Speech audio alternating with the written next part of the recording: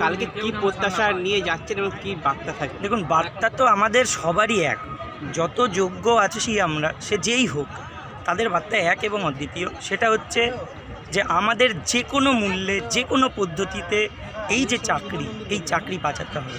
এছাড়া আমাদের কিছু আর দ্বিতীয় কোনো চাওয়া নেই। কীভাবে করবেন, কী পদ্ধতিতে করবেন, সেটা রাজ্য সরকার দেখে নিন। বিরোধী পার্টি এবং অন্যান্য দল এবং রাজ্য সরকার সবাই এখন আমাদের প্রতি সহানুভূতি দেখাচ্ছে। তাহলে এই সহানুভূতি যদি সবারই থাকে, সবাই যদি বলেন যে আমাদের সঙ্গে খারাপ হয়েছে, তার মানে এই জাজমেন্টটা ভুল বা যে জাজমেন্টটা ঠিক হয়নি। তাহলে আপনারা যখন সবাই জানেন আমরা ঠিক এবং আমাদের সাথে ভুল হয়েছে, একসঙ্গে বসুন, আলোচনা করুন, আপনারা আমাদের বাঁচার পথটা একসঙ্গে তৈরি করুন, ঠিক করুন। কারণ সামাজিক স্বার্থে, শিক্ষার স্বার্থে এটাই করা দরকার।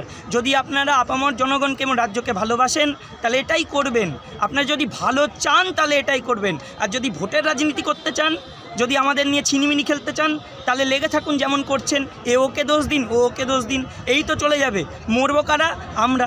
চিন্ময়বাবু, আপনার কি মনে করেন যে আপনার রাজনীতির শিকার হলেন কোথাও গিয়ে একটা, যে এই যে বিরোধী সব কিছু থাকে, শাসক বিরোধী সব মিলিয়ে কি এই সরকার যদি কোনোভাবে অযোগ্যদের নামটা প্রকাশ করতে বা ওখানে সুপ্রিম কোর্টে জানিয়ে দেবে, তাহলে আপনাদের বেঁচে যেতে পারতেন?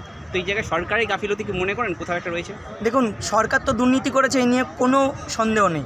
সরকারের দুর্নীতির জন্য আমরা রাস্তায়, আমাদের চাকরি হারালাম, এ নিয়েও কোনো দ্বিতীয় কোনো কথা নেই। কিন্তু এই যে অযোগ্য আর যোগ্য আলাদা হয়নি, এটা পুরো ভুল বার্তা। অযোগ্যদের লিস্ট সুপ্রিম কোর্টে দেওয়া আছে। সব পক্ষই বলেছে যে এরাই অযোগ্য, এদের বাদ দিয়ে সেগ্রিগেশন করে বাকিদেরকে বহাল রাখা হোক। সুপ্রিম কোর্ট এই কথা মানেনি।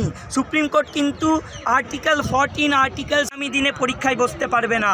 আনটেন্টেডরা চাকরি অ্যাপয়েন্টমেন্ট ক্যান্সেল হলো, তারা পরীক্ষায় বসতে পারবে। আপনিও জানেন কে টেন্টেড, কে আনটেন্টেড, অথচ চাকরি বাঁচালেন না, সবাইকে একই গোয়ালে ঢুকিয়ে দিলেন, সবাইকে মৃত্যু মুখে ঠেলে দিলেন। কালকে সবাইকেই ডাকা হয়েছে, আপনাদের যেমন ডাকা হয়েছে, যারা অযোগ্য বা এই যোগ্য অযোগ্য এখন পার্থক্য বোঝা যাচ্ছে না, তো সেই জায়গায় কালকে যারা অযোগ্য তাদের আটকাতে আপনারা কি পদক্ষেপ নিয়ে অনেকে ঢুকে পড়তে পারেন যারা দেখুন, অযোগ্য যোগ্য দুজনকেই ডাকা হয়েছে নাকি আমরা জানি না। আমাদের ওপরে দায়িত্ব আছে।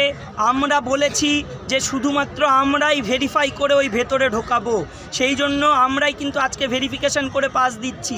এরপরেও কাউকে আমাদের বিশ্বাস হয় না। যদি একজন অযোগ্য ওই ভেতরে আমরা দেখতে পাই, চিহ্নিত করতে পারি, তাহলে কিন্তু আমরা ওখানেই অনুষ্ঠান বয়কট করব, ওইখান থেকেই আমরা ছেড়ে চলে আসব, অথবা যে অযোগ্যকে আমরা পাবো তাকে ওখান থেকে বার করব, তারপরে কথা হবে।